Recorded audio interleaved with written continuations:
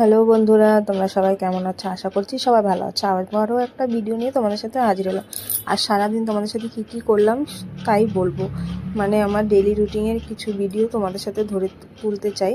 সকাল সকাল উঠে স্নান করে পুজো দিতে গেছিলাম। পুজো দিয়ে এসে ঘরে একটু চা টা বানিয়ে খেয়ে দিয়ে বরকে খেতে দিয়ে দোকানে গেছিলাম। দোকানের কাজকর্ম করে আসার পরে বাড়িতে এসে দেখি যে গ্যাস শেষ হয়ে গেছে। গ্যাস শেষ হয়ে যাওয়ার পরে এখন কি করব, বাড়িতে একটা উনুন ছিল, সেই উনুনেই রান্নাবাড়ি করতে লাগলাম। এই যে খড়ি ছিল না, বরকে বললাম যে তুমি একটু খড়ি ফাটিয়ে দাও, আমি রান্না করব। ভাতটা বসিয়েছি, মাছটা ধুয়ে লবণ হলুদ মেখে বরকে বললাম যে খড়িগুলো দিয়ে যাচ্ছে। বরের শরীরটা ভালো না, পায়ে ব্যথা, শরীরটা সেরকম ভালো না। ও বলতেছিল যে আমি লম্বা লম্বা করে কেটে দিচ্ছি, তুমি মানে পা দিয়ে একটু ফেটে নাও খড়িটা। এই কি বলা মাত্রই করে আনলো বর। তারপরে মাছ আলু ভাজা, বেশি কিছু